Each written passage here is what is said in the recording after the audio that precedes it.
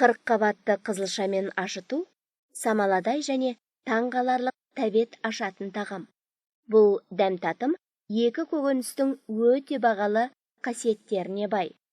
Тағамдар: 40 қабат 5 килограмм, қызылша 300 грамм, тұз 100 грамм. 40 қабатты қызылшамен ашыту дәм татымын қалай дайындайды? Ингредиенттерді дайындау: тұздауға арналған ыдыстарды дайындау, 40 қабатты тазалап турау.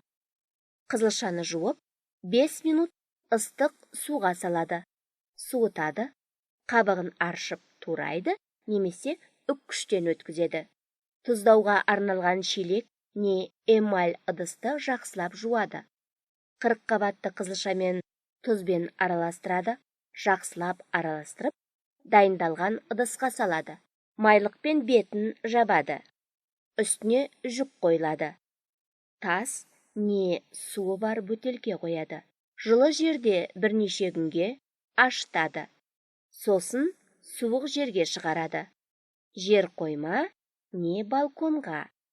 40 қабатты міндетті түрде тесіп отыру керек, ашыған кезде ауасын шығару үшін. Оқтау не пышақпен күніне 2-3 рет. 40 қабатты салқын жерде 7-10 күн сақтайды.